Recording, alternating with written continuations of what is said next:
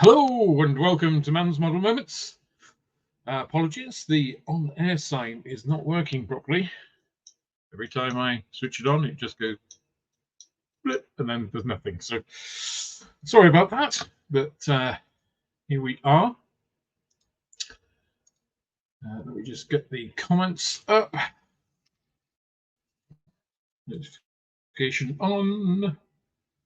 Should I not be in a string vest? Why would I be in a string vest? I'm not sure I get that one. No, I should have a jumper on though because it's absolutely freezing in here. So I've got the heater going. So this is a chilly Guy Fawkes night. For those of you not in the UK, it's probably one of the most successful pieces of propaganda in the history of the world. If we may remember the 5th of November, gunpowder, treason, and plot. So basically an anti-Catholic sentiment from when Guy Fawkes tried to blow up the Houses of Parliament many hundreds of years ago, and for some reason we still celebrate it. But there we go. So tonight it's going to be something a little bit different.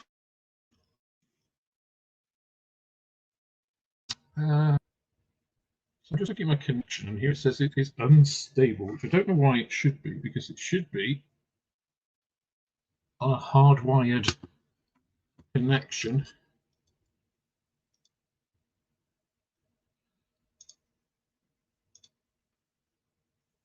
Space 1999 that I watched, they did not all wear string vests.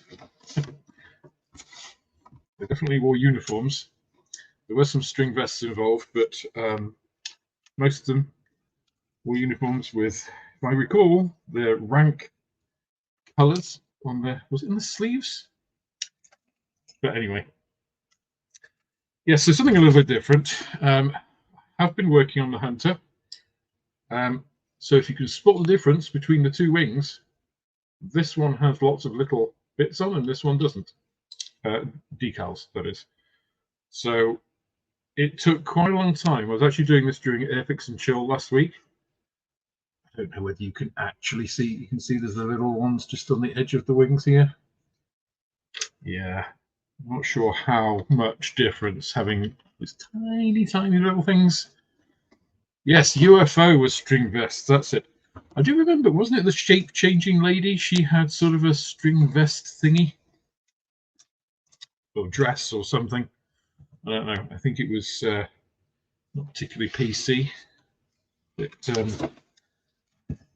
to enhance her natural beauty rather than to enhance the plot, I think.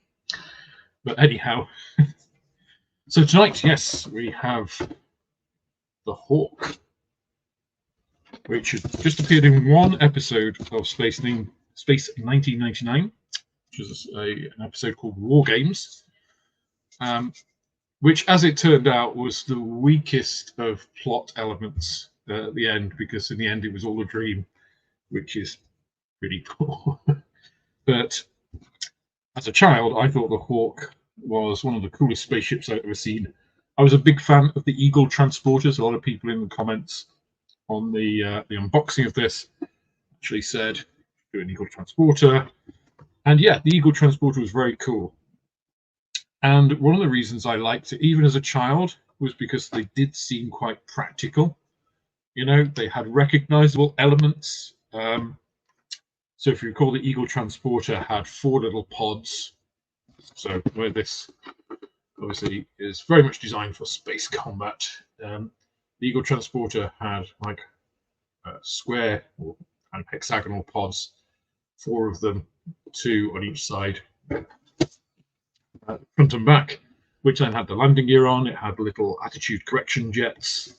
The actual transporter itself was kind of a big framework that carried pods, different pods depending on what it was for.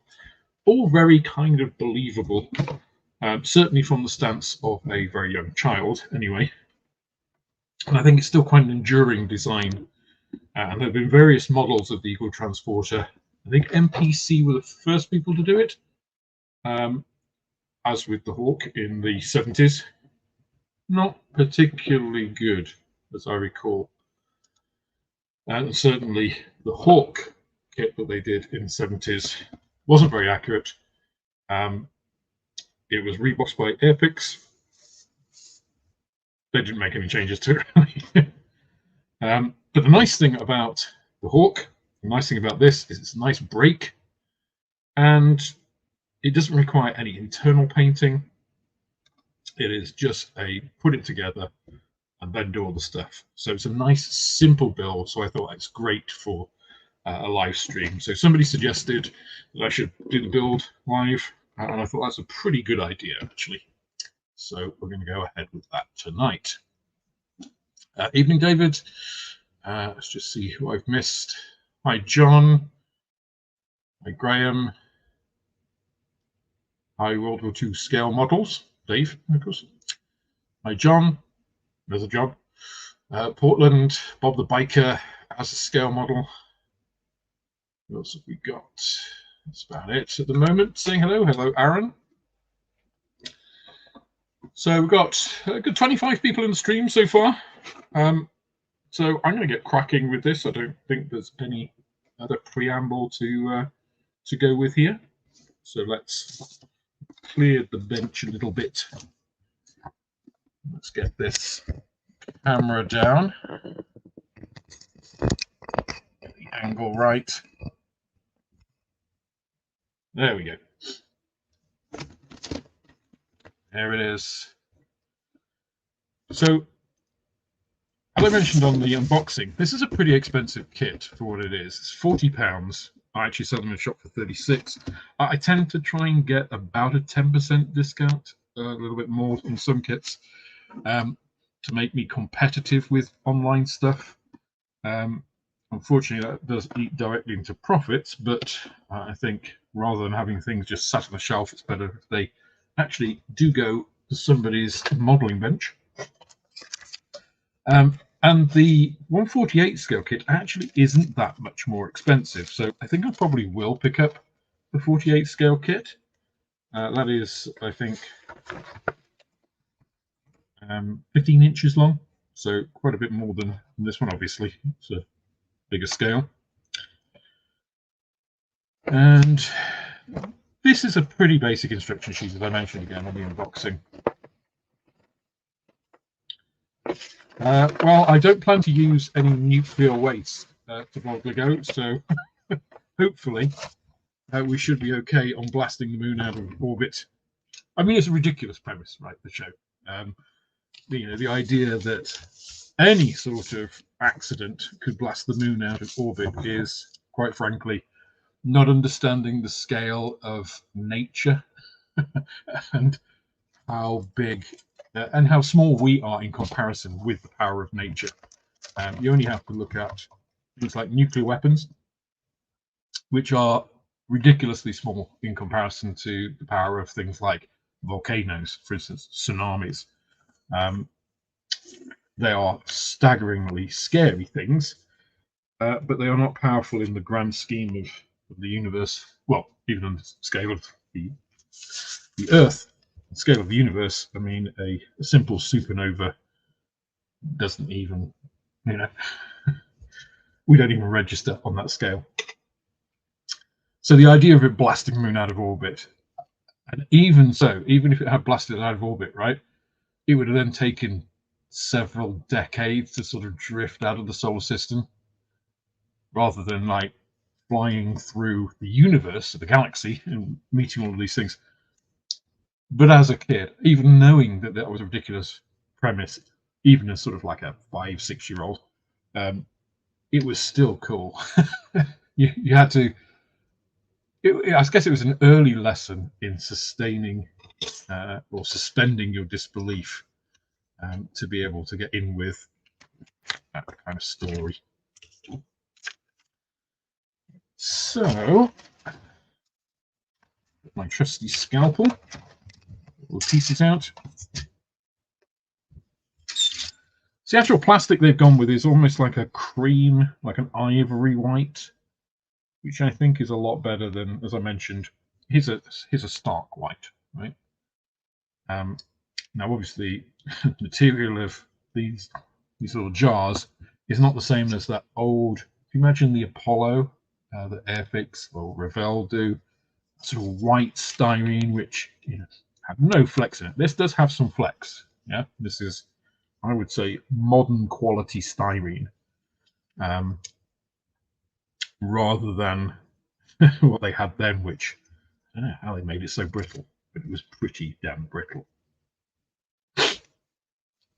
Now, what I am looking for are my snippers.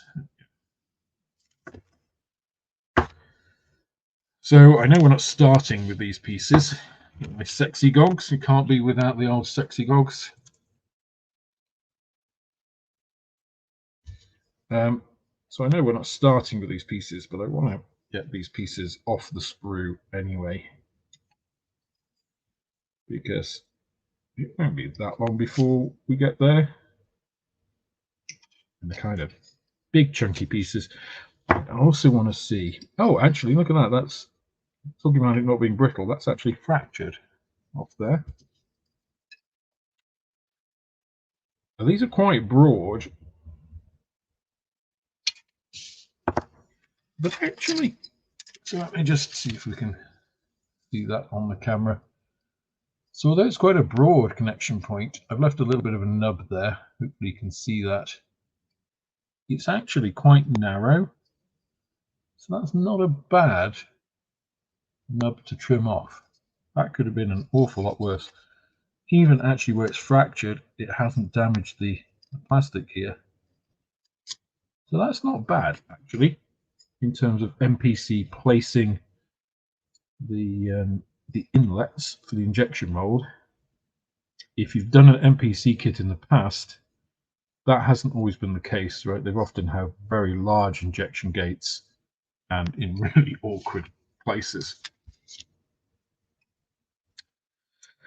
UFO, you see, UFO for me, I'm not sure when the original UFO aired. I think it was the 60s, right? I saw it in the 70s, again, because my dad kind of looked at that. And it was very cool as a child. And I did have the Shadow Interceptor. Again, that was like a dinky toy. Again, I don't know why the Eagle was metallic green. But again, the Shadow Interceptor was also a metallic green, even though in the series they're white. Metallic green, and it fired a massive missile. I mean, now health and safety, you just wouldn't be allowed with these things. And it could take your eye out. It's quite an ugly craft, that interceptor. The Angel interceptors, of course, were really cool. And Airfix, of course, did a kit of that. If you can still get hold of those, I'd love those to come out as a vintage classic. I think that would be a great release for Airfix if they've still got those moldings. Oh, and now Angel interceptors, they were Captain Scarlet, weren't they? And then you had the Shadow one, which was the submersible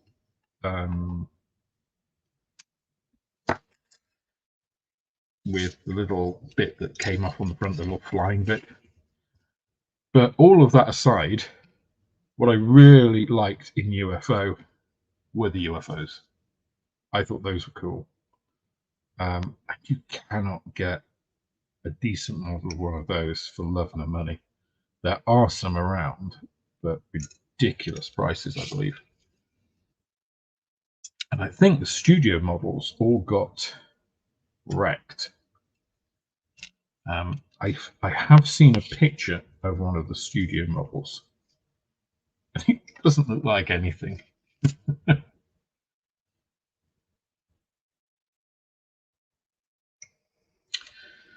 Okay, so I've taken these little pieces off just because I'll lose them otherwise if they get, these big sprues. Get rid of these sprues. And then we've got our main pieces there. We put aside where we need them. All right, let's get on with these large granite assemblies here.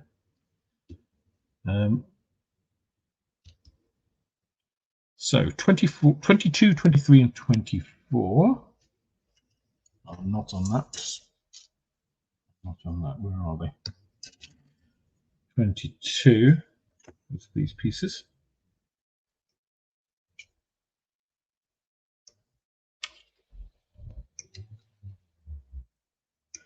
Yeah, and again, as a child, UFO was interesting, but it was the Martians, the aliens. So did they ever say there were Martians? I'm not sure, but the aliens were what really did it for me. That was what I found exciting, but terrifying. Like their helmets filled with green liquid.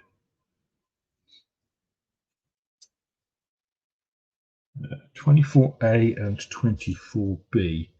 Interestingly, no reference to 24A or B on the instructions.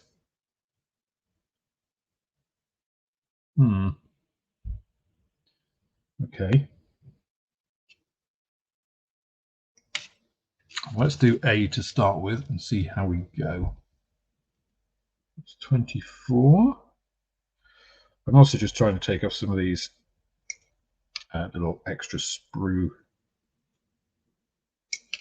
I don't know what you call these, actually. These little blobs that are there for ensuring that your main pieces actually get filled with plastic and the injection. If anybody knows, put that in the comments, please, in the chat. Little bobbly bits. I kind of usually refer to them as. I'm sure they do have an actual proper name that they're referred to. Most things do. So pieces 23.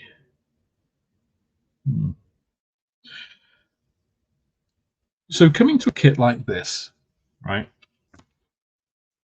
When you've got a sprue like this, which has part 41, part 13, part 42, part 5A, B3, B1, B2.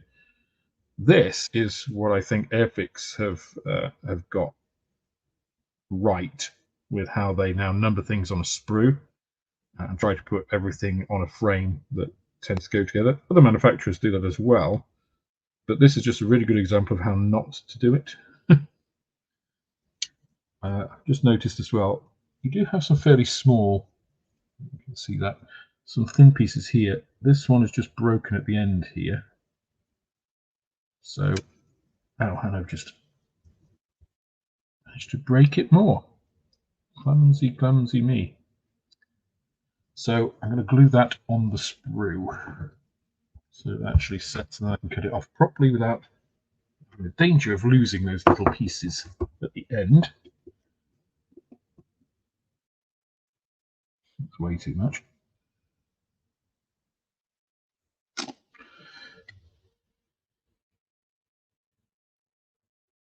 The only thing here is to make sure that you've got the alignment correct before putting the thing down, otherwise you get your pieces glued in a very odd way. Sometimes when I do this, if I think there's a danger of it moving, I'll glue it like that and then snip the pieces off when there's a bit of adhesion.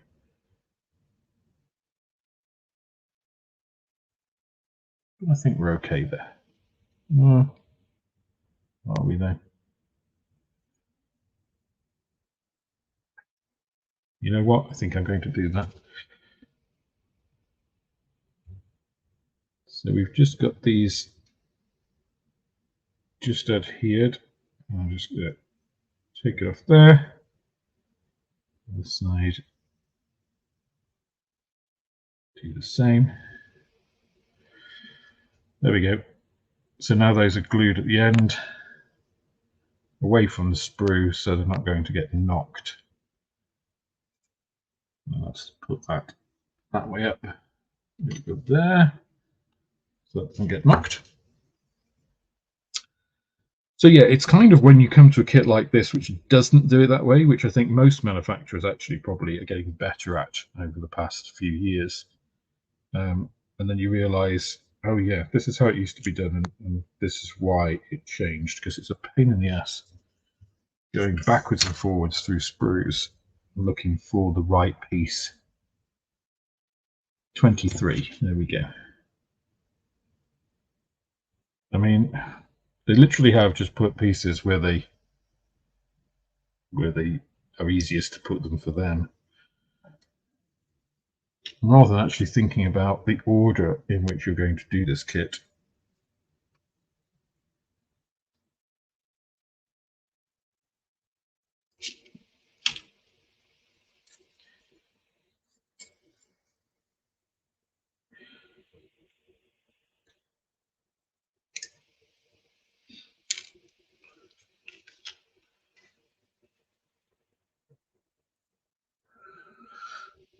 Okay, Bill Galloway, that one.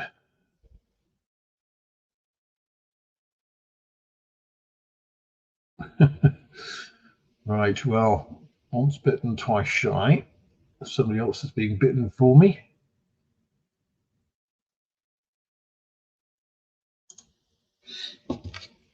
I'll have to watch how that goes.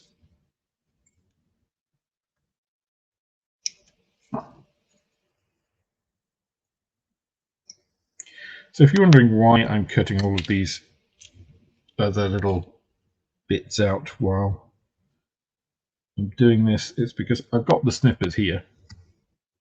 You might as well get all these little bits, excess bits off while you've got a chance. Save swapping between tools all the time. So this is part 22. This is one of the 23s.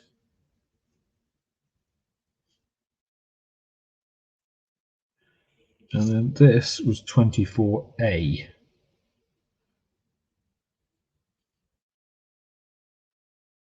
Okay.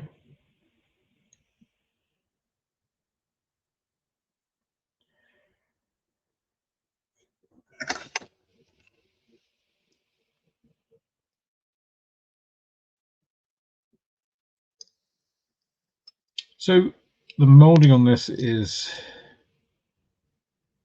well, it's crispy enough. It's just, it's not kind of what you're used to from buying a £40 kit, I would say. Well, even if you take when this kit was tooled in 2018, it's a little bit soft, I would say, in some of the finer detail. It's not bad at all. And actually, if there's a really good site on the original, somebody who made a direct copy of the studio model, so from the studio model, if I can remember to, I'll post a link to it, because I was going to do a build video on this and post it there, but as I'm building it live, I will try to include the link in the description here. Because basically the original was, the guy who had the original, who built it, wanted a copy of it because he was selling the original, so he wanted a copy. So this guy basically made a copy, two copies, one for himself and one for the guy who was selling it. And the original kit was made up of all kinds of bits. It was semi-scratch built, and it used a lot of Airfix parts. So parts on the Airfix Harrier,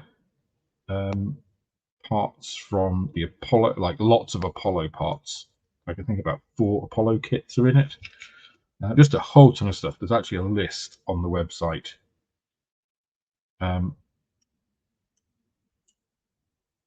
things like this front piece. If you look here, these pieces weren't actually symmetrical. One side is bigger than the other. The orange paint job that it was given was a last minute thing. So when it was actually created, it was like the Eagles, it was white with black accents, which is cool, right? It makes sense to have the black pieces here, sort of anti-glare pieces, and then the yellow tinted windscreens.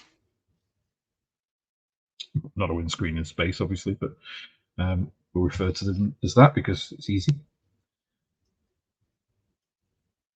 And then when it got to the studio, some producer or another said, yeah, I think it's too confusing. We want a nice distinction between the eagles and the hawks. So they, there and then, before shooting, painted these orange bits on it. And if you actually look at the, just by brush, if you actually look at the studio model, you can see it's pretty rough, the paint job that they've got in it. So, because of course it's for TV and you don't pick up on a lot of that detail, your camera lies a lot. If you look at studio props, if you've ever seen like the Doctor Who exhibition and stuff, they're rough, right? If you actually see them in the flesh, they look garbage, a lot of them. And TV makes everything look much nicer. So these models actually will be much better looking than the original props, even though they're a much smaller scale. So I think the original studio model was like 30 inches long, something like that, which I think makes it about 1/24 scale, something like that. Okay, that is A. I don't know why I'm separating them really, because there was no distinction in the instructions, but maybe it'll come to it at some point. Who knows? And then this one is 24B. Whoops, sorry. Me catching the cable for the webcam with my snippers.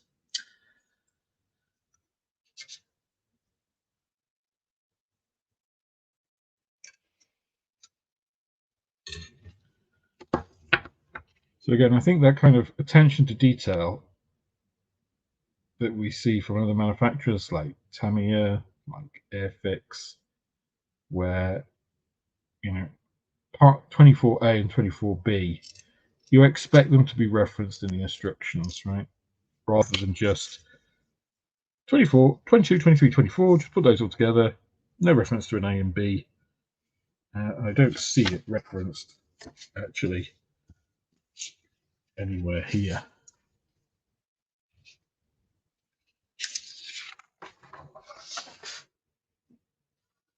Assembly 2 and Assembly 3, it just said.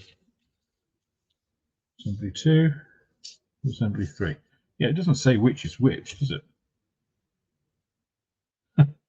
Marvellous. I'm going to assume, at least for the time being, until proven otherwise, that A is the first one and B is the second. We'll see.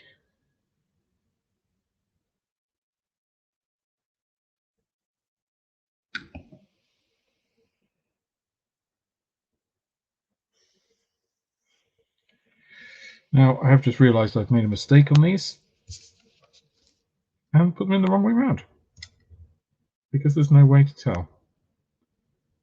Unless you're looking at the instructions, the smaller pieces should be towards the nozzle, like so. Did I do this one correctly? I did that one correctly, so there's only one. Yes. Okay, this is A. I'm looking for a pen to see if I can mark it as such. Here we go.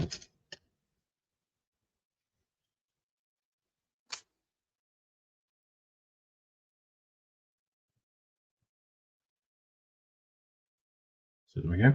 Just mark that one with A.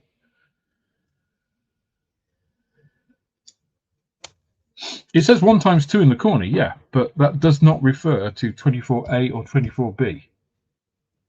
So yeah, I've made 2 lots of assembly 1, but nowhere here does it say there is difference between the nozzle 24 in either of those. It just says make 2 of them.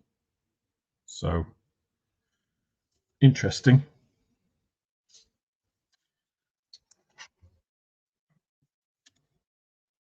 And it may be it doesn't make any difference at all, but the fact that they've given you an A and a B kind of worries me slightly. So 18 and 19, this is 18.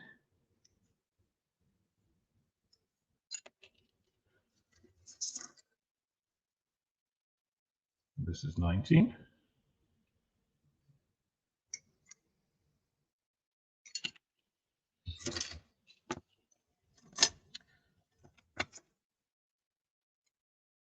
So, a quick update on the shop. I've had a dehumidifier in the shop all week. I went in today. I didn't go in yesterday. We had some friends over on Friday night. We had some friends over on Saturday night, and I thought I'm going to take a break because the dehumidifier is sitting in there. On Friday, I actually tried to put the loft ladder in. That's how I did this to my hand. Because I dropped it. It weighs about 50 kilos. And I tried to stop it, which was probably the wrong thing to do.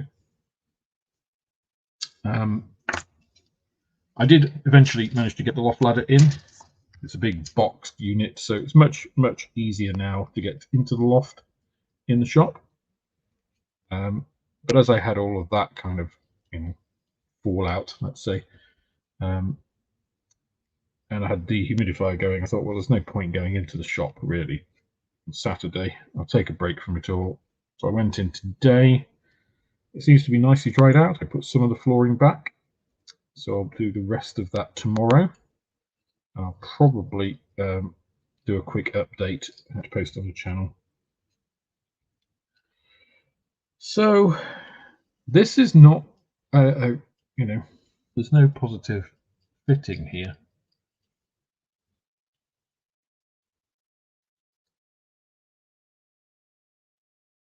Which is, again, interesting, let's say. Not what I'd really wish for, but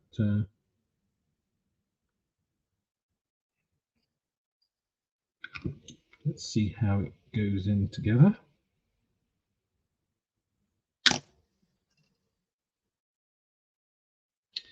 Somebody commented on one of my videos, I don't remember which one it was now. Oh, it was the ferret build, when I was using a brush to put on the cement, and mentioned how excessive it was and how I was wasting so much cement.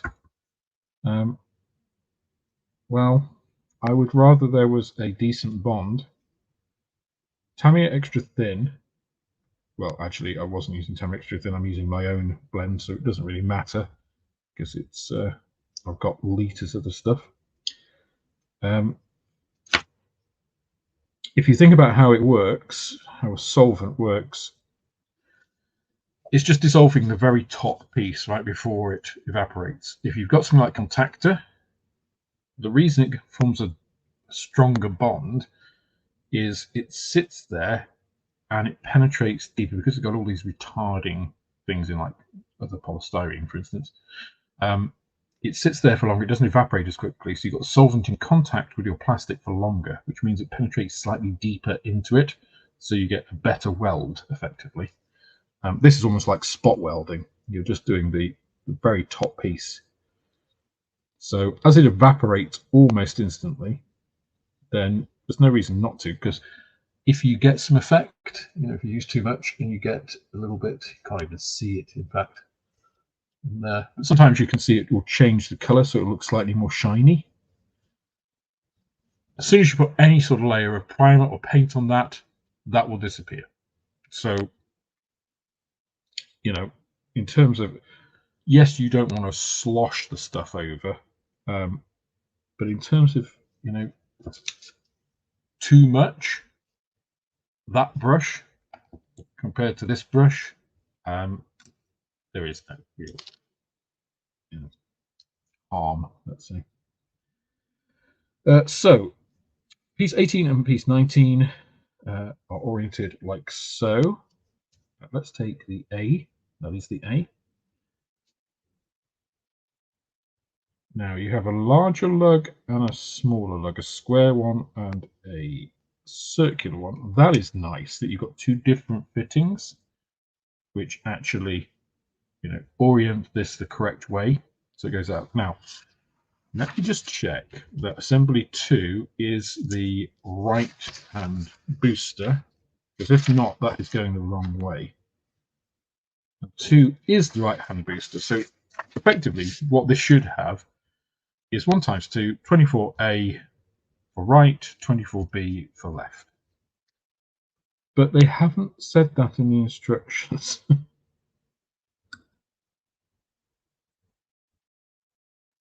That's a bit of an oopsie, I would have said.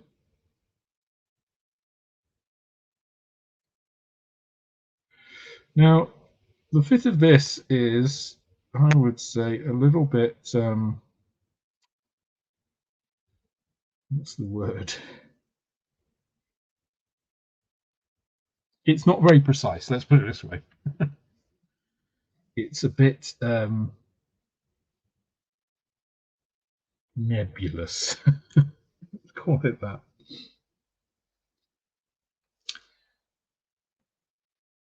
So I think with this kit, it's a case of you have to pay attention to what you're doing, because the tolerances in this, if you are used to Tamiya or used to new Airfix, that is not what you are seeing here in terms of precision. It's a lot better than old MPC, don't get me wrong, but it is not what you might expect if you're expecting Tamiya level. Part 21, this piece here, and part 20 is this one.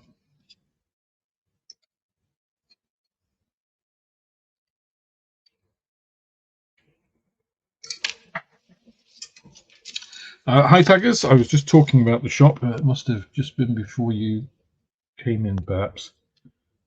So I'll probably be posting an update tomorrow, but it does seem to be okay, I think. So the 7 days from last Saturday was certainly a poor week. I mean, on Friday when I dropped the loft ladder from the ceiling, of course, I should say, I was in the loft at the time, and if you've seen the shop, you'll see how high those ceilings are. It's like 2.4 meters or something. I was not in a great mood. You know, when you just feel like the world is against you, the universe is conspiring to ruin every effort you have.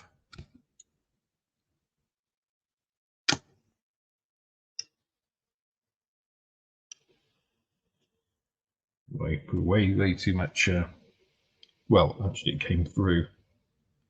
So this is an example. There's a lot of Tamiya cement there, but it is evaporating rapidly. As long as we don't touch it, it'll be fine. There's a little locating lug on the side here, and a little cutout here, a little locating lug here, so that you can get it in the right spot, like so.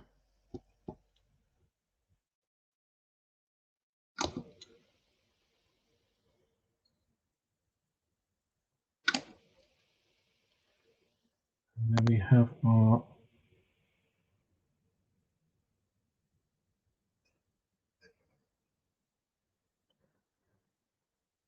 what is it? Whatever side booster you said it was.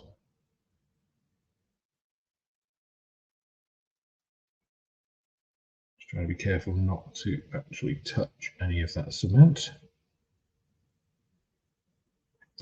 There are little bits which do need a little bit more cleanup, like here, but I'll leave that till it's all dried.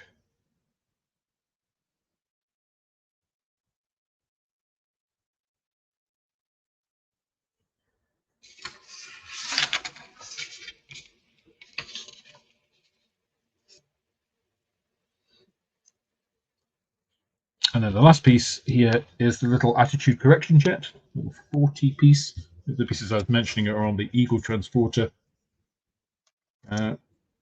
So these must have obviously come off the Apollo kit on the original studio model, I imagine.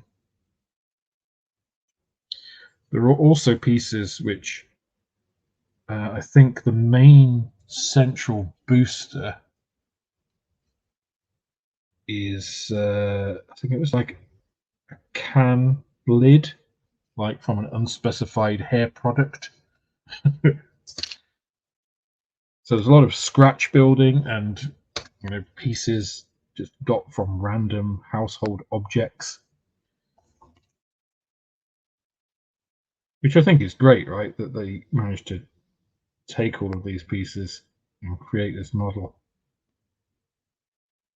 As I say, the website talking about the Eagle and Hawk transporters, the original models and such, it's a really good one. So I'll post it in the link on the video after the live stream so you can actually have a look at it.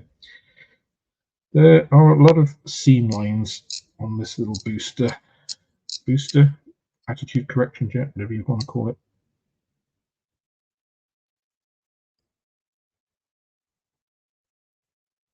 And of course, the actual exhaust cones from them are solid. So drilling those out, I think, will add a little bit of realism, if realism is a thing for a sci-fi fictional model. But basically that sits here, like so.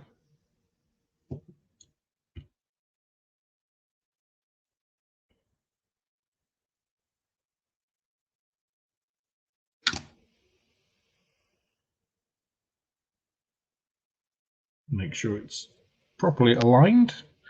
There we go. There's our first side booster pod, whatever you want to call it. Hi, Nunu.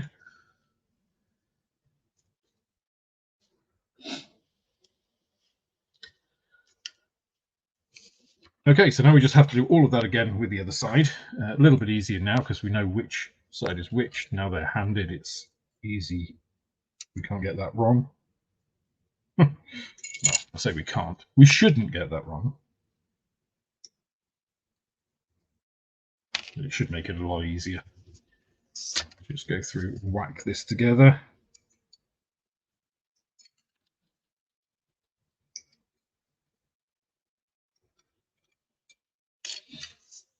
So I would say my impression of this is a little bit less than on the unboxing, actually getting into the plastic. The plastic itself is actually okay. It's fine. It's got a decent amount of give to it, decent amount of flex. Injection gates, but these small pieces and overall a little bit on the heavy side. I think the word is it lacks finesse, right? Which is fine. It's absolutely fine. But when you're paying £40 or its dollar or euro equivalent, wherever you're buying it, that's a lot to not expect it to be pretty crisp. I'm guessing it's because of licensing fees and things, which is a shame. But anything associated with TV, even old TV stuff, generally, if they feel they can make some money out of it, they will do that. But yeah, I would love a company like Airfix or Tamiya, Bandai, whoever. Like Bandai do the Mandalorian stuff and the Star Wars stuff, right? I mean, that is a completely different class than this, right? I mean, if this was 20 quid, I would not hesitate to say, go and buy one, right now, because it's cool. And for 20 quid, it will be fun. For 40, It's like, if you're a fan, yeah, but don't expect it to be 2020's technology.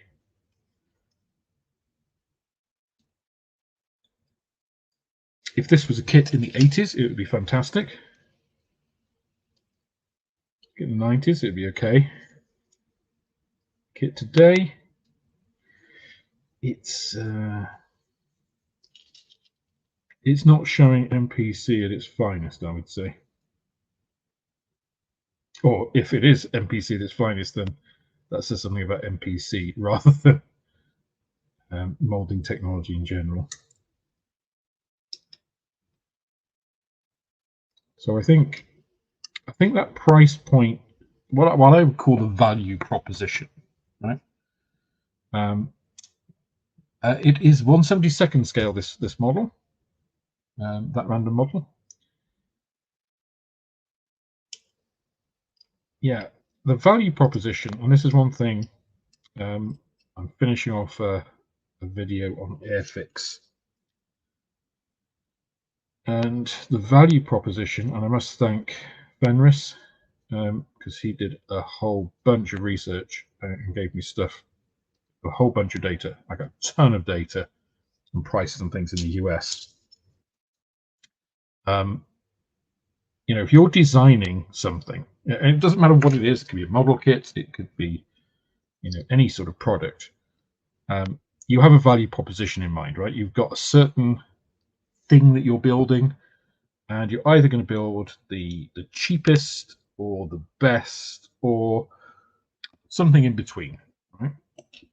So you built something, you have a price for it, and you put it out in the market. That's your value proposition. If that price changes out in the market, if a particular market, slaps import duties and stuff, so it is now 150% of that price, that is not the same value proposition that you've got now. So I think it's really difficult, in a global market, to sell that value proposition, which has been changed by whatever factors. And I think Airfix have this issue. I think companies like Tamiya and Revell have that much, much less, from what I've seen. And it's a shame, right? Because I think it's a limiting factor. Not the only one, but it is a limiting factor.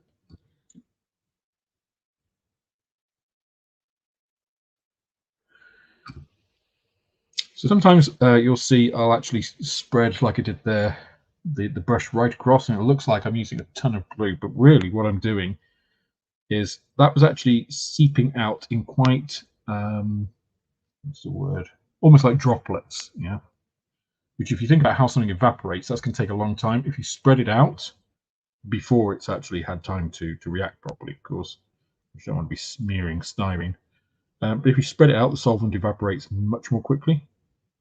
So on a surface where you don't really want the glue to do anything, it gets rid of it more quickly. Alrighty, that's our main bit. There's the front bit.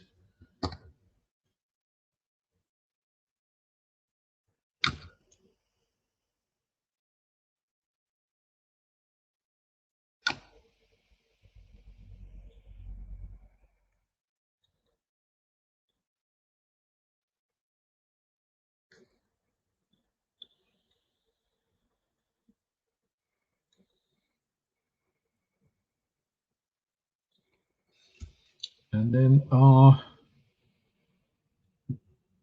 rocket nozzle piece. So looking at this, right, if you look at this piece, which has the like ridged, let's see if you can see that well. There we go. This ridged conical piece, that is straight out of one of the Apollo kits. So it's interesting seeing this, which obviously is molded as the entire ship. It's not, broken into its component pieces as it was built originally. but it's almost like you can play, spot the piece to see, which kit it came out of. And that one, definitely Apollo. You can see a lot of Apollo in this, which is a good thing, I think.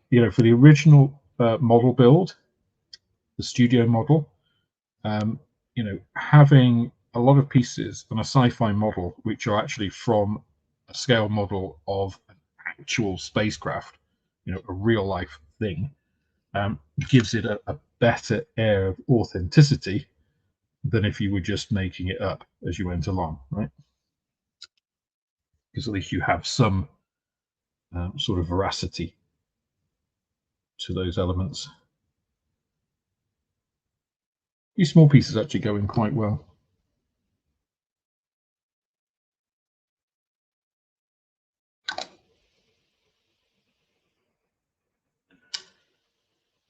Okay, so there we have the two sides. Now we're on to the big main booster. You're absolutely right. International shipping has hit the market hard. As John Alec will testify to.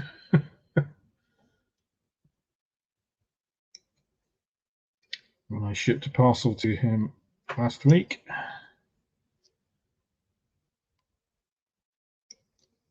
it was not cheap. But I really do appreciate it, John, supporting the shop. Put a couple of little extra bits in there just to say thank you. Just make sure I am actually trimming off pieces that I did just trim off rather than pieces which I am supposed to keep on. So I'm aware when I'm jabbering, I'm maybe not paying the attention I need to. But that all looks good.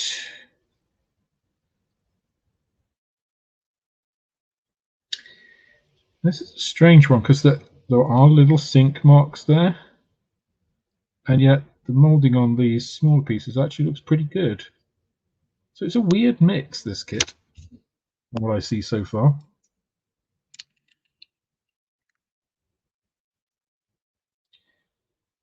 That's actually quite a positive fit.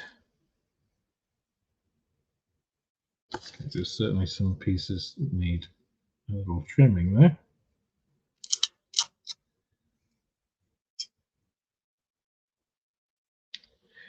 Interestingly, the seam isn't straight across. You've got a little piece here which nooks in. So just if you're doing this kit, make sure you don't trim that off because you will end up with a gap then. The fit there is not great. That needs clamping to hold it. Is there anything we can do about that before we glue it? Yeah, there is. I think that little pin has a little bit of flash at the end of it, which is just stopping it seating properly. And herein is the value. As Moss would say, don't blame the kit, always dry fit. And that is exactly why. Because sometimes there'll be just like a little piece. That was only a tiny piece of plastic. Yeah, I'm just trimming that off, and that is 100% better.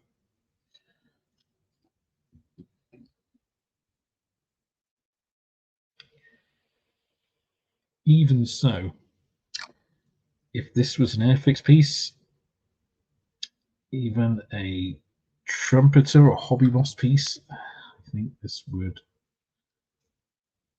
be a better fit. Well, I don't even think, it definitely would be. So I think the kit is a little rough, is what I think I'm coming to the conclusion of. It's there are some bits which are a little bit vague in their fit. Perhaps that's a good word to describe it. A little bit lacking in precision. And it's more an impression and kind of something you can really point to. I think this actually also as well as having that little bit which was just sticking out a bit, it's also slightly, only slightly, but slightly warped. There's a little bit of bend in one of the pieces, which is just pulling it away before the cement has a chance to act. Which I think, as we have other things to do, I'll just put this little clamp on. But it doesn't need much. Look, I'm just using literally one of these little crop clips that I use for holding parts while I paint them. So it doesn't need something, it just needs a little bit just to stop that little bit of flex pulling it away whilst the cement dries.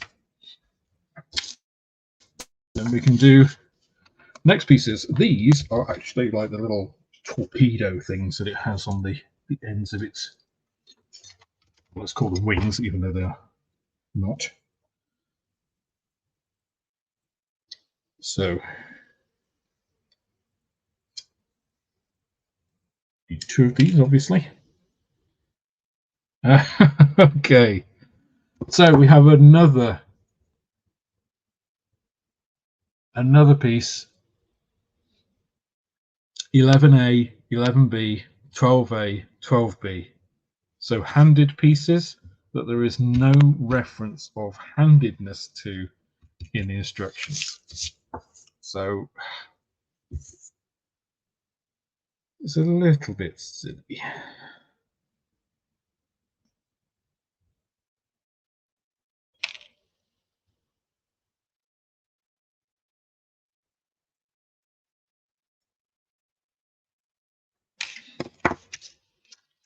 Because if you're an experienced modeler, right, you're looking for, right, okay, what does that mean?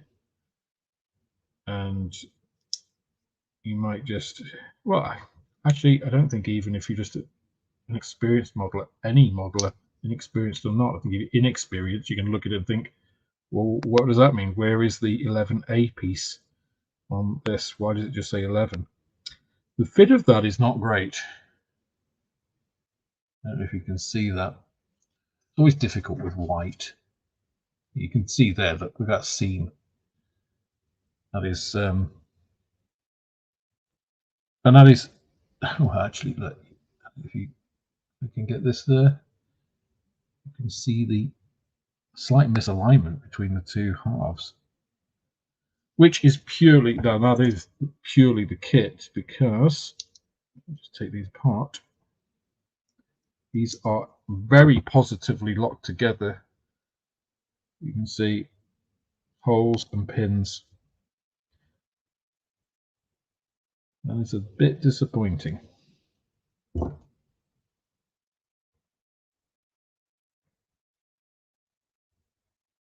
So whilst it is an improvement on the MPC I know from 20 years ago, it's not 20 years of improvement. It's kind of like a bit better. It's like they put 5 years of research and development into their casting.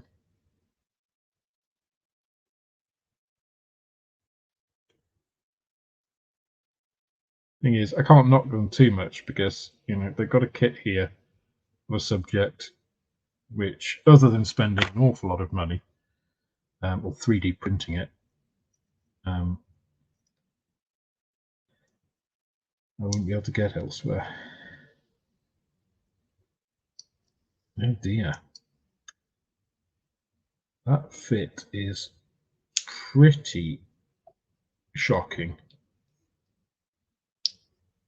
That's dreadful, actually. Wow. Okay, one more time. It actually fit better the first time. So,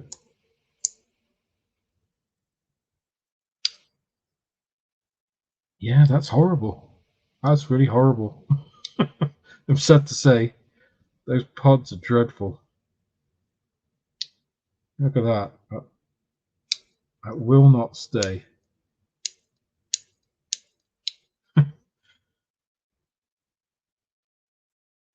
That is, it's not quite centered. It's almost like it's a rough guide to where two bits go together. I'm not even sure I want to deal with that right now. Let's see if the other one works better. Right. A is the one that doesn't really work. Let's see if B is any better.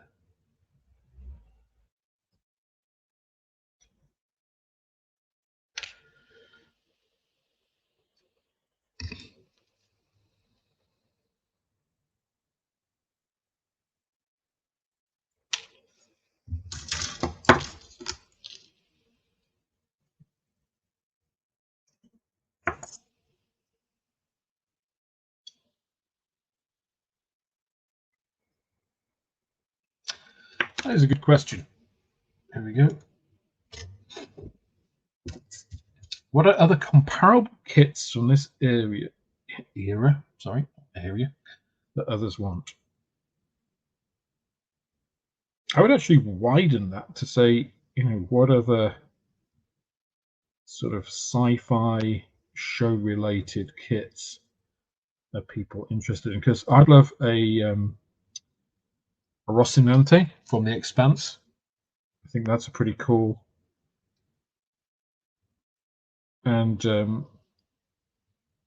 relatively based in some physics kind of cool ship. And actually a lot of the Mars vessels in that show are pretty cool.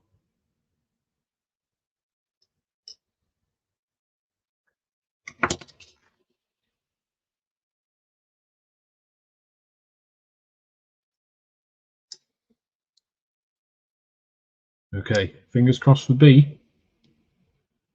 Oh no, B is just as bad. But bizarrely, it won't fit the other way. So A doesn't want to close at the rear. B doesn't want to close at the front. Wow, that's and they both don't really line up. So I think the solution to this is I'm going to cut off these lugs because they are not helping. Let's see how it goes together without them.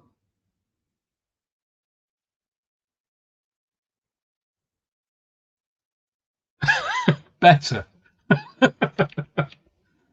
Wow, that is wow. So the molded kit lugs are actually preventing it from seating. It's still not really 100%, but it's a lot better without the guiding lugs. Joe 90. Do you know, one of my earliest memories of a Jerry Anderson show is of Joe 90. I just remember him sitting in that sort of ball chair thing and it going around. And I must have been, because it was in the first house that I remember, which we moved out of when I was 8. So I think I was probably 5 or 6 at the time. And I remember it spinning around there. I don't remember the show at all. I couldn't tell you anything about the show that I haven't read, since. I just remember that intro scene and the theme song, the Joe 90.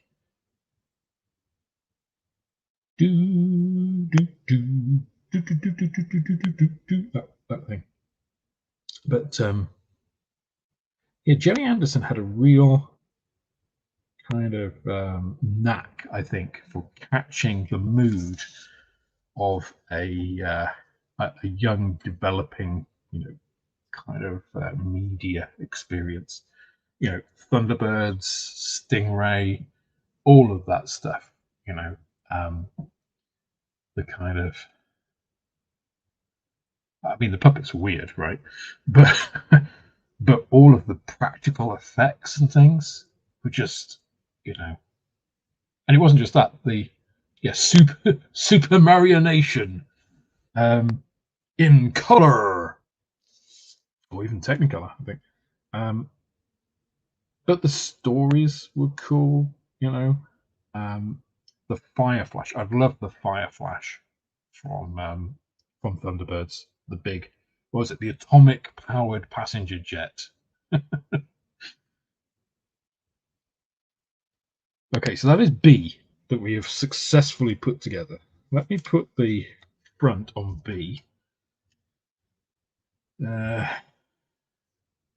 which is part 13, which I think one of these. Nope, I'm wrong. That's interesting. Where is part 13? And they are not 13A or B, despite them being.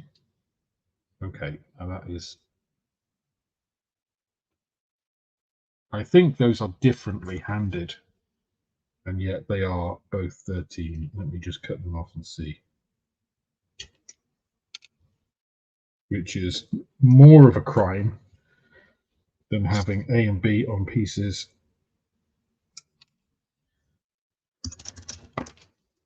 which potentially aren't.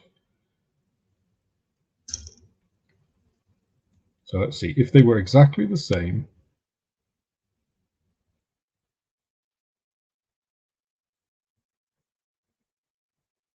Yeah, they are not. They are handed. They're like mirror images of each other.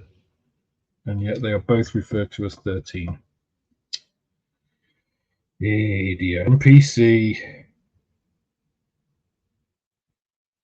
What are you doing?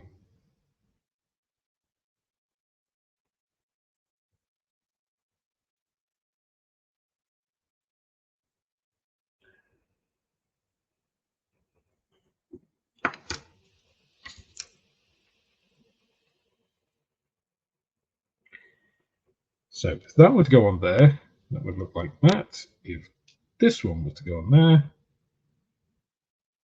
it would look like, oh God, so it's different. Okay, that is super annoying that these parts are different, and yet they are both part 13.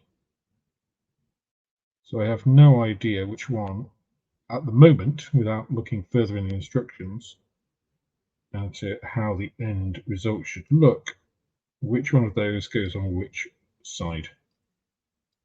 So, boo MPC, bad MPC. So I'm going to leave that because these pods are actually, I think they're supposed to be torpedoes on the actual thing.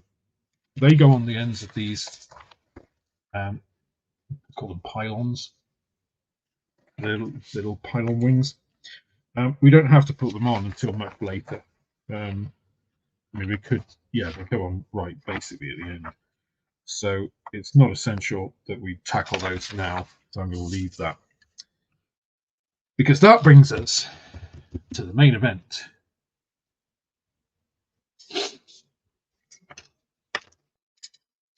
The body, the hull of the ship. So now you should trim off all of those wide but relatively thin injection lugs.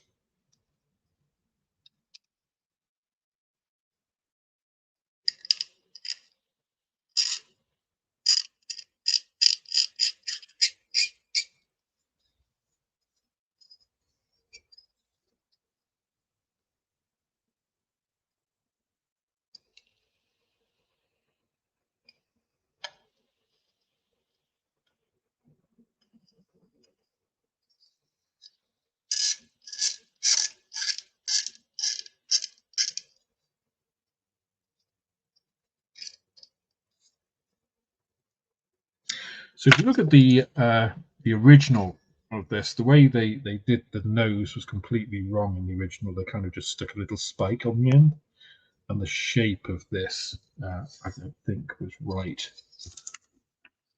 think those are the two obvious ones to the eye when you're looking at this.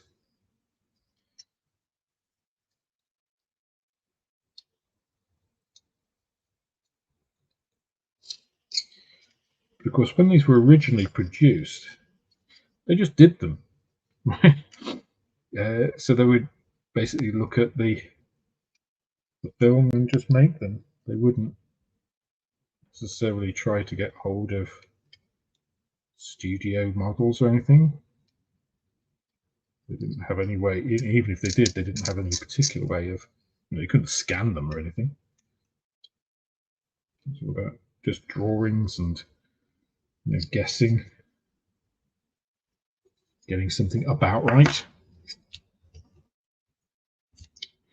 So one of the things here, which again, I think it'd be interesting to look at the 1/48 scale kit, because one of the, if you like, inaccuracies, if you're going to call it that, for this this kit is, of course, these are windows in the real thing, at least the studio model, and these are yellow tinted, quite heavily yellow tinted glass, plastic, whereas here, of course, they're just plastic. So I'm interested to see in the 1/48 scale whether they actually do reproduce that transparent, translucent plastic, or just go as they have here with just the base styrene.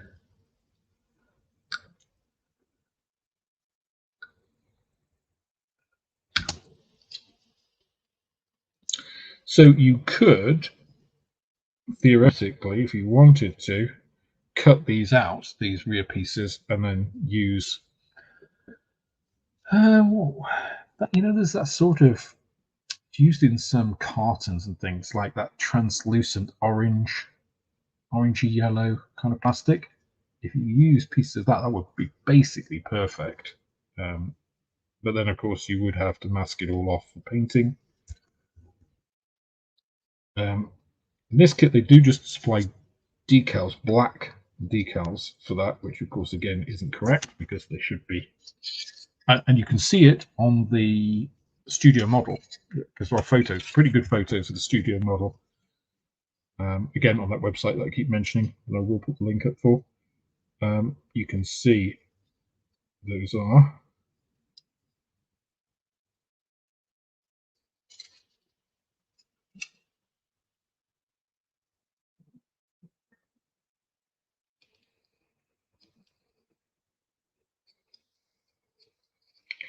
Just concentrating here because these are fairly big and I don't want to slice my finger off.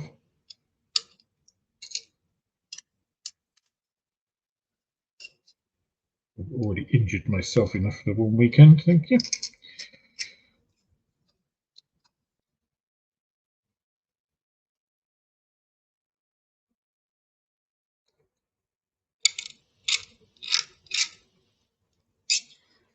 But yeah, the plastic is pretty good actually. They quite approve of what they're using as styrene there.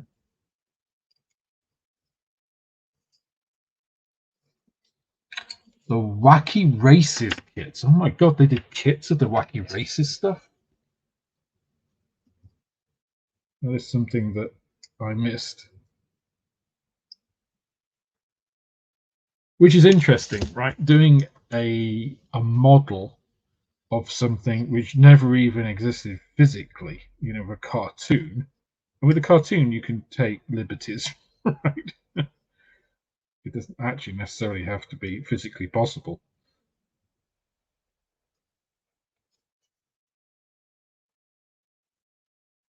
I think what I would like a model of from a cartoon that I used to watch as a child was it's kind of a, I don't know whether it's Japanese. It was very Japanese in style. So whether it's Japanese and then ported over to America or whatever. But Battle of the Planets, G-Force, and that had a very cool ship, the Phoenix, I believe it was called. All these different pieces that used to come together. form their big ship, which is very kind of manga Japanese kind of in itself, isn't it? Yeah, I'm starting to see this is definitely an MPC kit.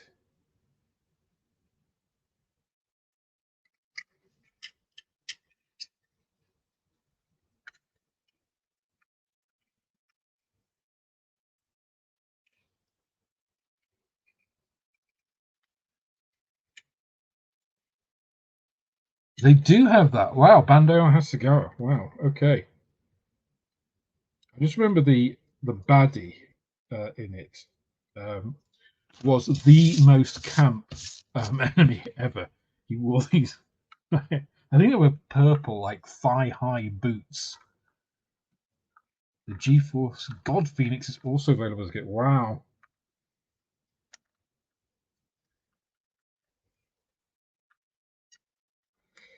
Yeah. So again, the fit of this is what I would call imprecise. And I mean, that is, yeah. I've seen better.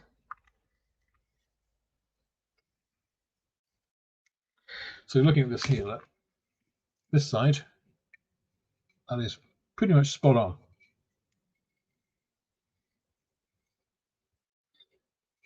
This side, I mean, this is, I haven't shifted it around or anything. That's about 0.5 mil off. You see that? That massive seam line running there. You can see that pretty clearly. This side, nothing. This side doesn't really align very well. And again, you've got positive locating hooks, so there's not really a way to shift that around. Okay, well.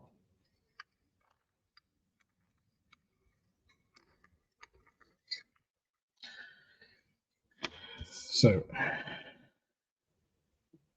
the other thing is, okay, so if I just went ahead and glued that now, I'd be screwed, right? Because if you actually look at these little pylons here, I'll get this here. These pylons sandwich between these pieces of the kit, so you have to put those on.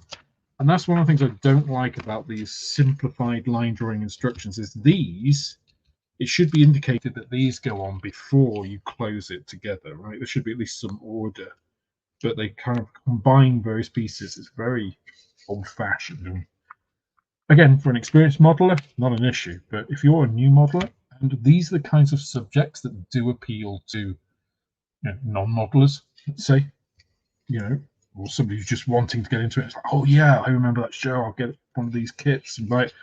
And it's easily the sort of thing that could put you off modeling forever. God, that was a nightmare. Which is one of the kind of big problems I have with companies like MPC.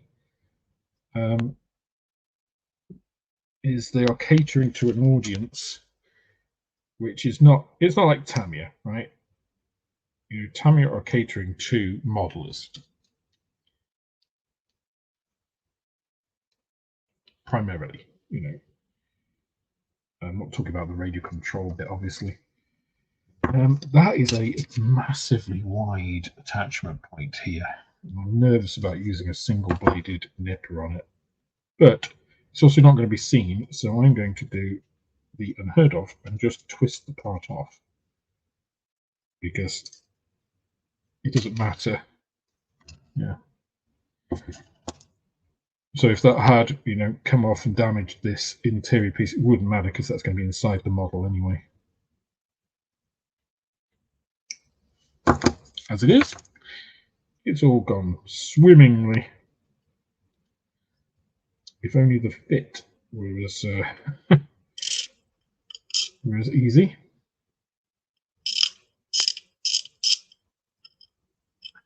So there are seam lines in various areas of this kit. Not too bad, actually. Again, especially for MPC. you know, not like some of the old ones which were horrific.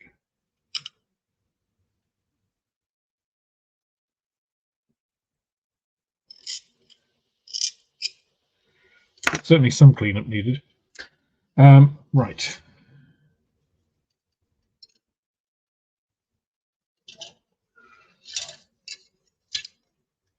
So these, you see, kind of lock into place. Well, I say lock into place, that's kind of a vague bit. You know, it doesn't lock, it just falls out if you leave it.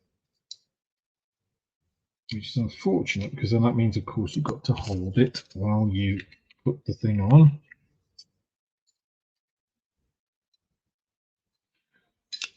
Let's just make sure I'm getting this all. I've got too much stuff around me. Let's try that again. Oh, it's even vaguer on the bottom. Okay. So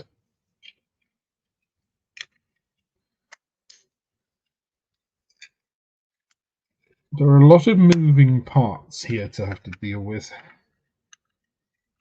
I don't mean actual moving parts. I just mean, you know, a lot of things in motion. Oh, so it is holding it at the right angle, the positive angle, but we're going to have to do. Essentially, I'm going to have to hold 4 pieces all at the same time. Oh, that actually does locate pretty positively into the top.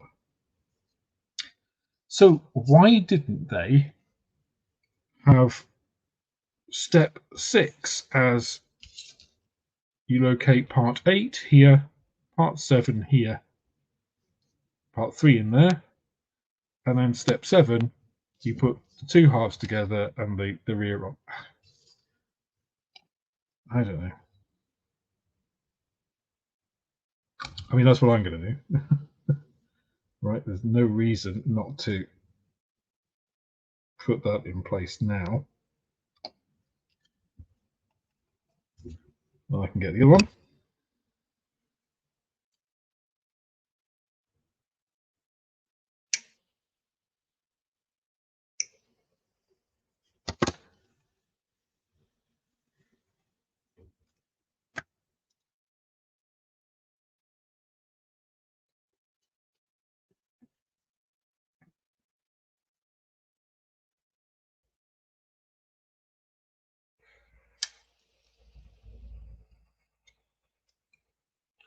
Twisting parts of a sprue, eh?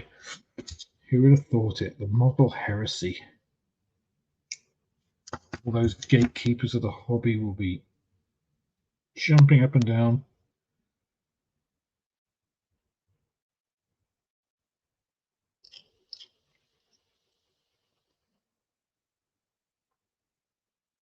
So, of course, next week is the MPC, IPMS scale model world at Telford. I will be there for both days. If I can find a suitable hotel, which I'm sure I'll be able to. So if you're going to be there, do say hello if you spot me.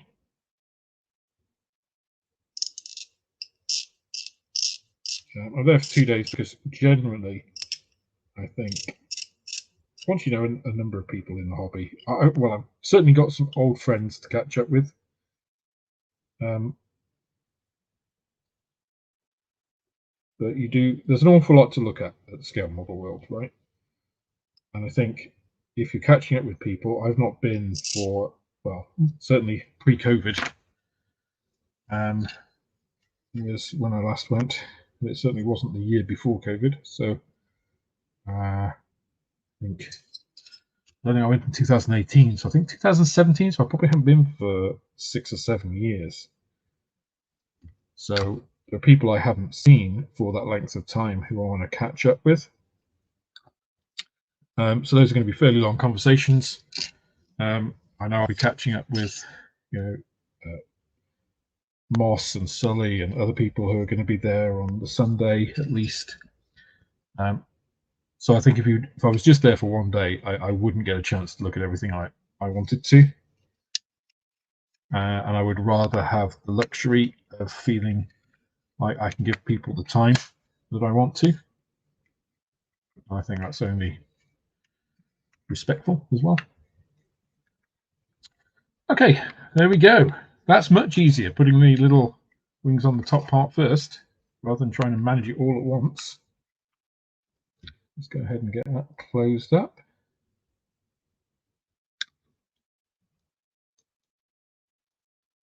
So actually, I think what this kit probably needs is a revised set of instructions.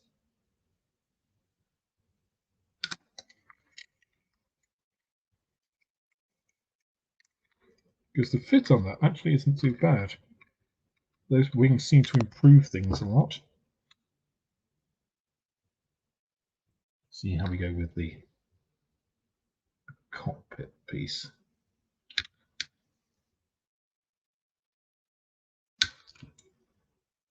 Ooh, a little bit too much on my brush there.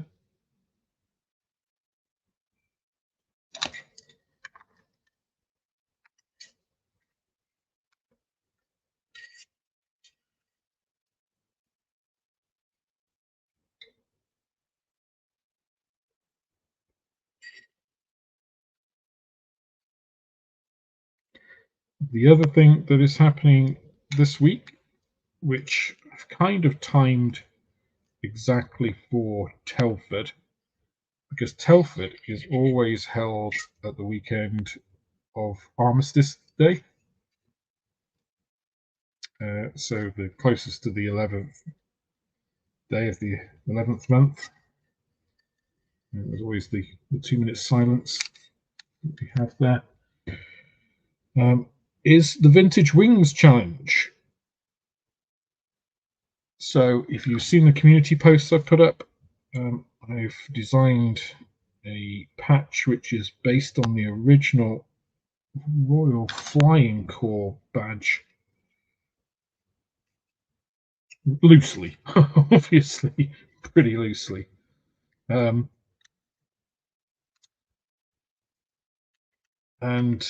I'll be launching that kind of at the anniversary of at the end of World War One, because it's going to be looking at aircraft from the start of powered heavier than air aviation in 1907 all the way up until the end of World War One. So I've slightly restricted my prior thoughts on it, because if you actually take the period up to just before World War II, it's a huge amount of aircraft. So I actually think I don't think, I am going to do another challenge. I'll probably call something like the Golden Years of Aviation or something. I'll come up with a name at some point, for the interwar period. Because that is typically known as the Golden. Oh dear, that was a bit silly, Alex. Too much. Avoid that area. Yeah, it's typically known as the Golden Age of Aviation, that period between the wars, when aviation developed extremely rapidly. So I have created a list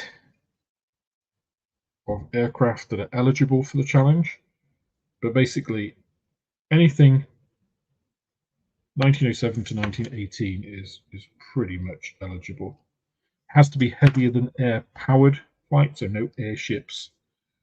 It has to have actually either flown or have been a prototype of, a development of something. So none of the non-flying flapper things that were developed early on to try to fly. So there's going to be a lot of string bags, and the Vintage Wings Challenge will run for those. So I don't really particularly see any end to the challenges. I don't, if people want to keep doing them, I'm happy to keep supplying patches. I'm pretty happy with how it looks. They should be being delivered this week, so it would be really nice to have them to launch them kind of at the 11th.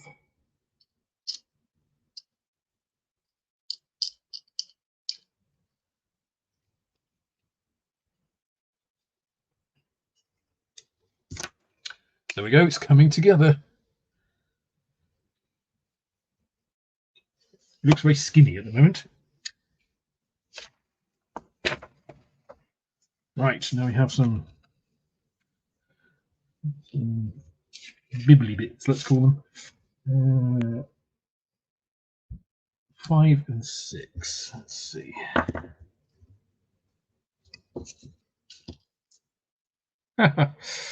So here we have another set of 5A, 5B, and I'm guessing. No, and the 6s are just 6. Oh, MPC, what are you doing? What are you doing? Let's do the 6s first, seeing as that there's apparently no difference between them. Let's actually see if there isn't. They do look to be identical. Okay. Although that one definitely has quite a lot of flash at the end there. So these just fit. Oh, yes.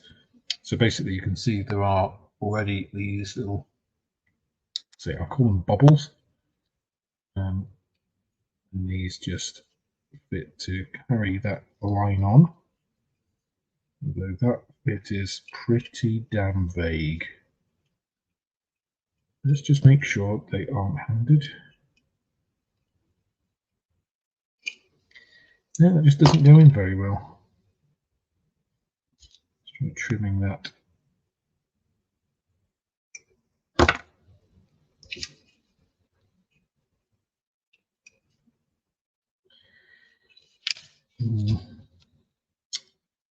Yes, this is a less than ideal fit, I would say.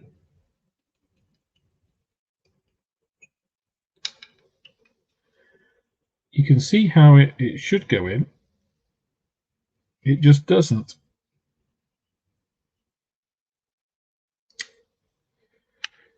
Yeah, okay. So maybe we need a little bit of trimming here.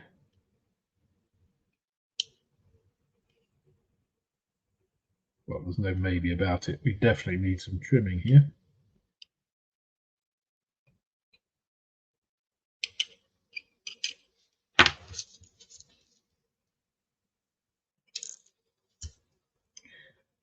Those are not the easiest pieces to actually handle.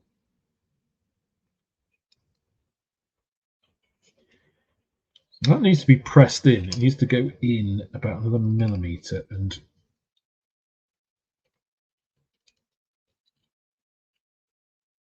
that is not a good bit. If it doesn't, it leaves a damn great gap. I can't actually see what is stopping it.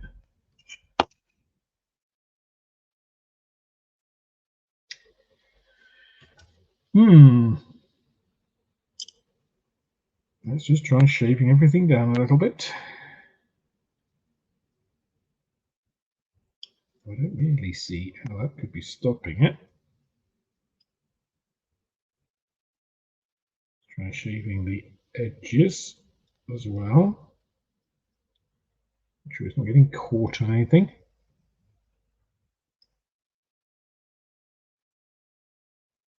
Right, as far as I can see, that should go in.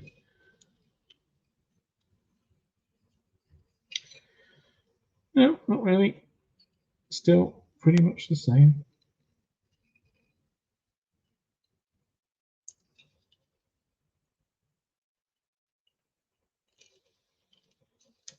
Ah, okay.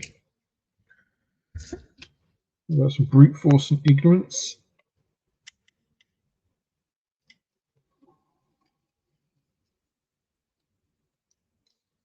Well, it's better, but it's still not really fitting at the top piece there.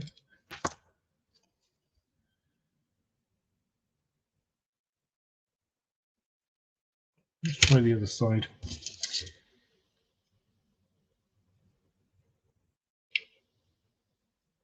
So on the unboxing video of this, I gave this a 61%, just on unboxing. right? And the criteria I use for that are, the appearance of the sprues, and the injection gates, the quality of the instructions, the quality of the packaging, the cost, the quality of decals. All of these pieces come into it. But the decals look really nice, right? They're cartograph. Okay, there's a piece there that might have been stopping it.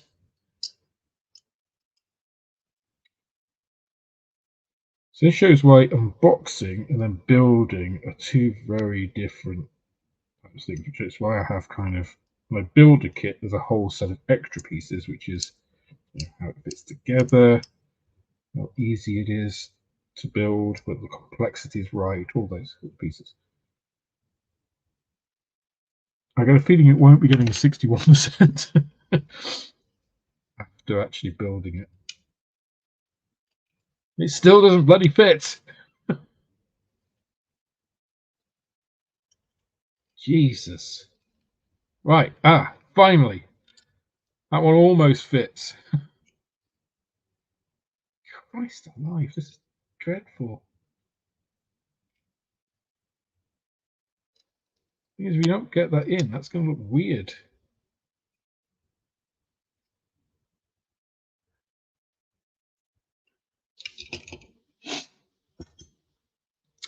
So I will be having kits eligible for the challenge in the shop. If you get them from the shop, of course, I will supply a patch with it.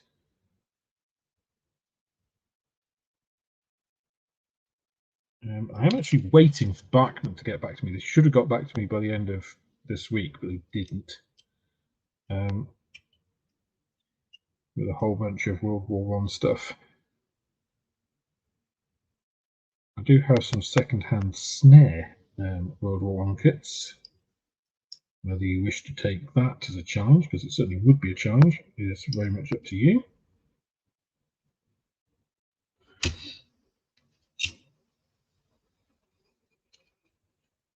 This is very frustrating if you hadn't noticed. Holy God.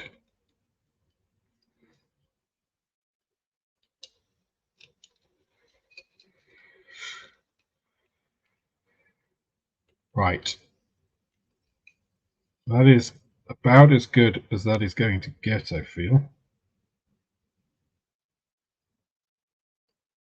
I really can't see any way of making that. Oh, is there a piece there?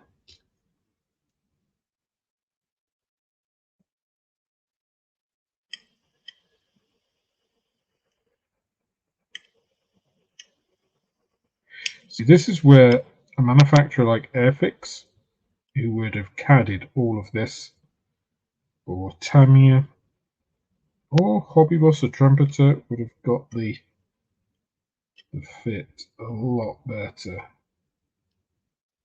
With an Airfix kit, I would have expected a piece like this to just fit, just be perfect.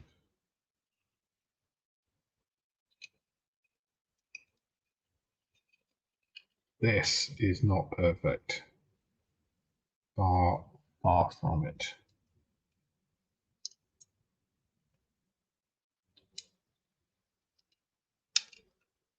I kind of get why they molded these pieces separately, because they cover this join here.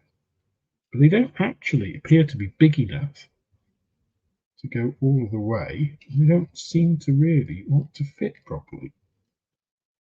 Right.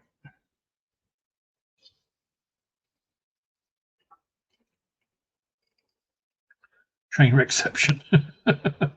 I have not yet published the list, Graham. No, I will be doing that this week.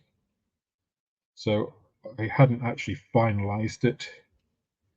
Now, I may have missed kits. It's not probably going to be an absolutely exhaustive list. It's a pretty big list.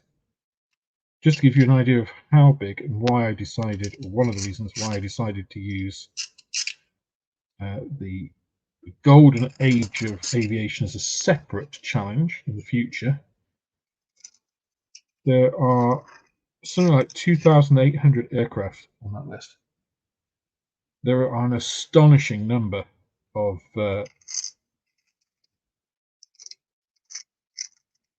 of aircraft from 1907 to 1918. Absolutely astonishing number. I was really surprised. Again, it's one of the aspects of modeling that I really like, is doing the research on these things, on things that I wouldn't normally, perhaps. World War One aviation is not really my chosen specialized subject. But there's some really weird things as well.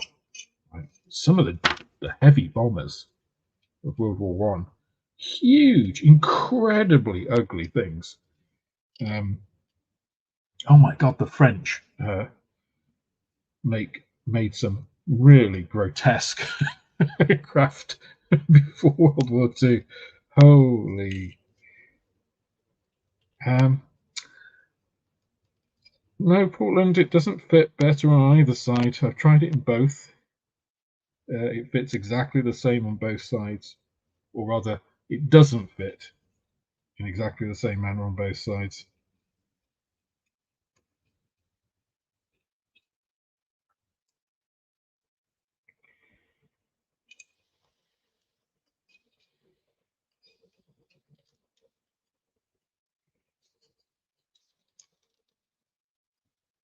It really is a pain in the ass.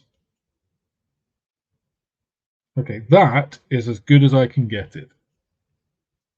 That fit there. Maybe when I put some Tamiya thin on it, will magically go into where it should. What a surprise it didn't. Well, that's as good as that's going to get. So there's a gap at the top.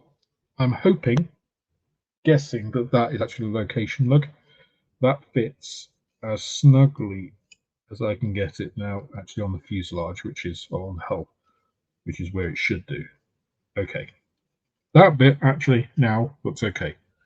And only took quarter of an hour for one piece. Fantastic. Only 3 more to go. Oh dear, I thought I'd get this kit built in a single session. And how naive was I? I thought this will be a quick 2-hour build. Little spaceship, no cockpit, no interior, no problem, not very many parts. It'll be easy. It'll be easy, he said. 10 hours later. Still doing this bloody piece. Oh dear. You have to laugh or you'd cry.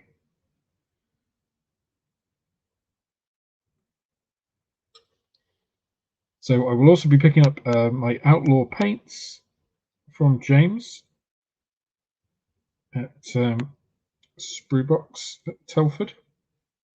So I'll have Outlaw paints in the shop from next weekend, or from the week after, I guess.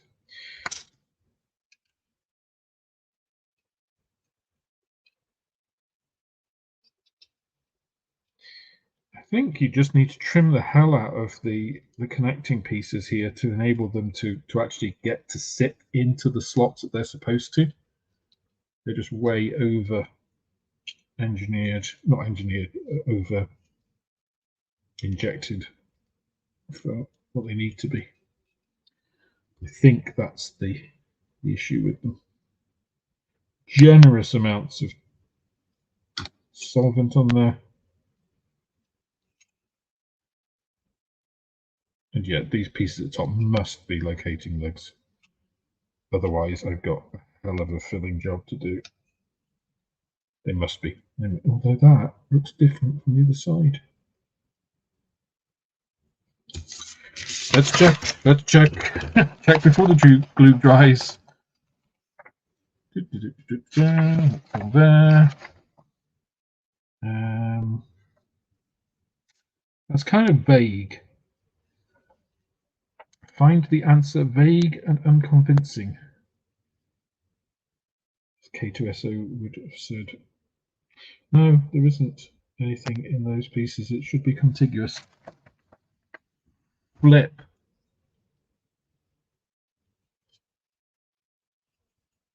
Flipping flip. That one now sits fine. Oh, and it doesn't fit this side. Okay. I think it's the shape of the piece.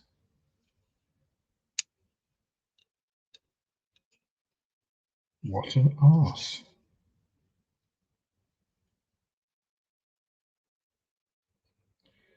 What an absolute arse.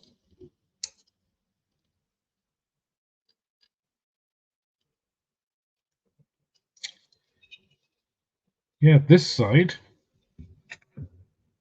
has gone in, so it looks like these pieces go around. This one has got a little hole between them. See between these two?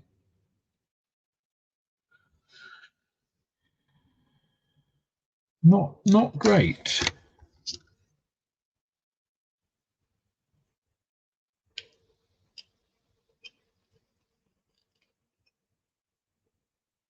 There's really no way of forcing that through either. You will.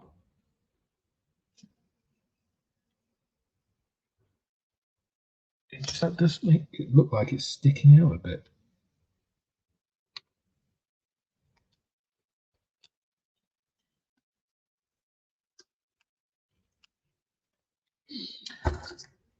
Dear. I'm going to have to take that piece off, which is going to be awkward.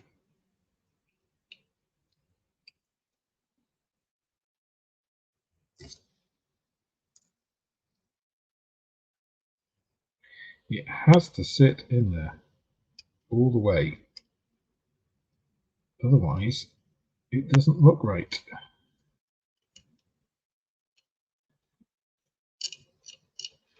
Now I've got some glue in there though. I'm going to try putting my scalpel in there and just removing some material just to see if that helps it sort of sit deeper in. Maybe that is what's stopping it.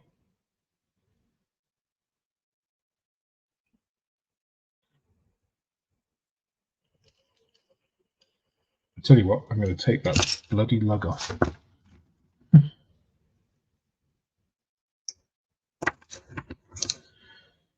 That is not helping.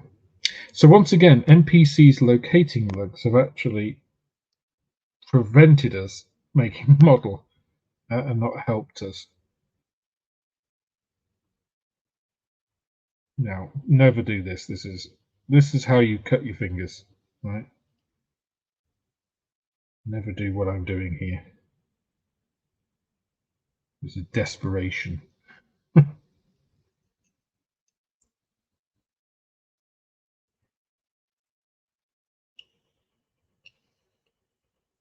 Right. Okay.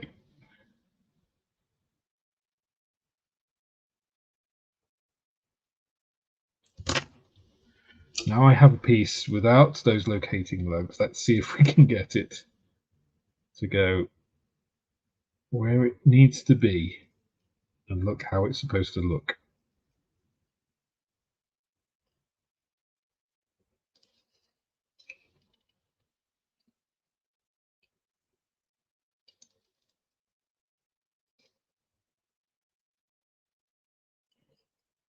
And the answer is almost.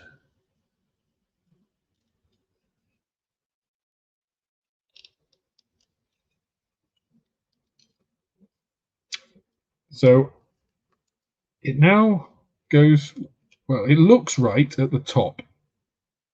Okay, we've still got a gap, but now the gap is at the bottom. I am less concerned about a gap at the bottom because I'm not going to be looking there. But holy crap, that was... Okay. A bit of brute force has also helped.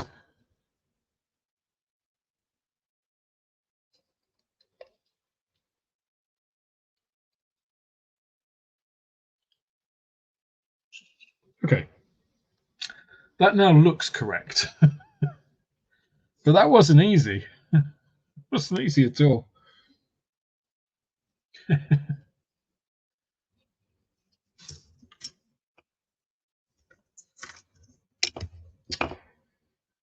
Okay, let's see if we can get these pieces on before we finish. So 5A, I am assuming, is the left-hand side, the port side. Let's see if that proves to be correct.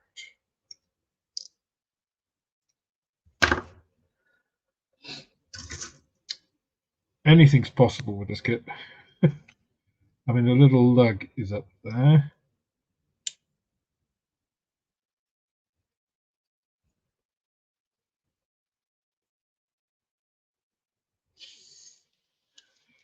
Oh, look at that. They fit absolutely perfectly first time. Oh, dear. What a strange kit.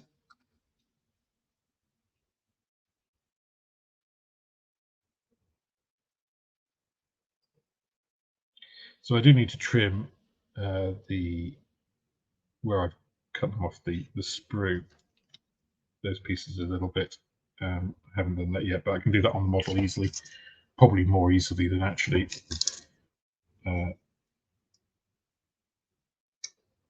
off. I'll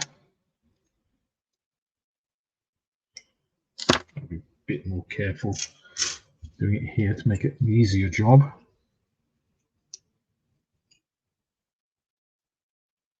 Okay, yep, those absolutely zero problems at all with the handed 5 pieces.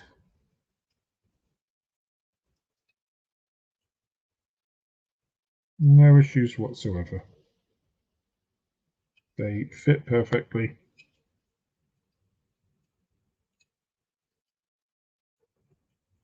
No issue. How weird is that?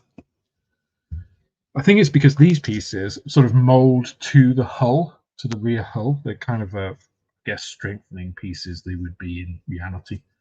And as such, because they're in that groove, they have to fit very precisely. I don't think MPC quite have the precision of tooling to pull that one off,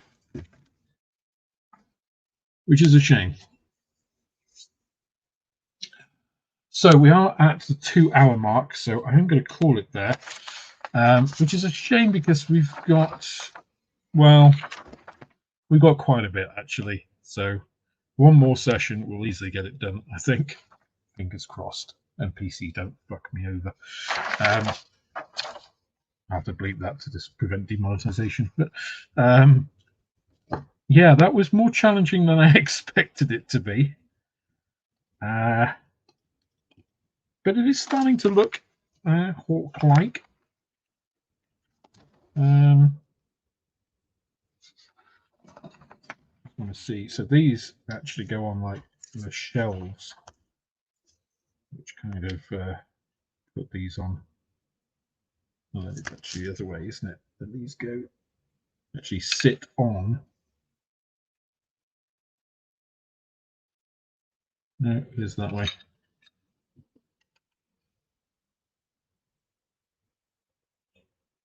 Certain pieces there. Back here. No, there. Yeah, okay. It's a way to go, I feel.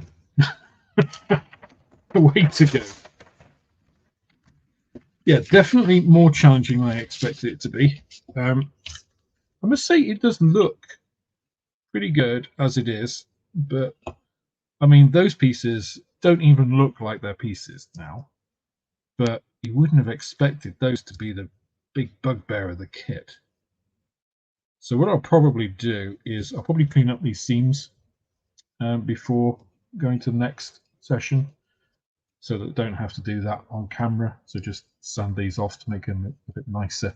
So because that'll be easier before I construct the whole thing. And then we've got the big engine and all the pods, and try and get these damn things to fit. So thanks for joining me, everybody. Sorry, I didn't go through the chat at the end there because I was swearing at the kit.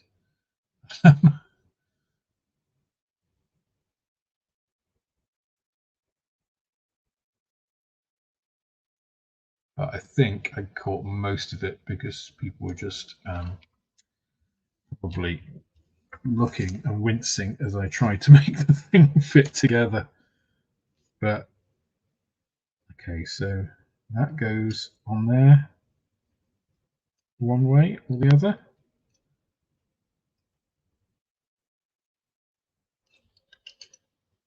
So yeah, hopefully one more session we'll get that done, and then I can get the decals for the Hunter done as well, and we can do one or the other or both of those next time. But yes, thanks everybody for joining. Have a great rest of your evening and a good week ahead.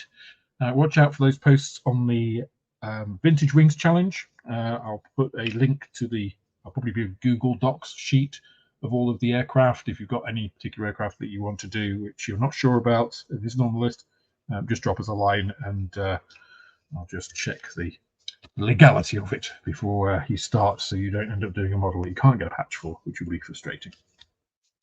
So thank you, everybody, and watch out for the updates on the shop. Watch out for the updates from Vintage Wings. Hope to see you at Telford. Otherwise, see you on Vintage Chill, Airfix and Chill if you're around tomorrow. And have a great one.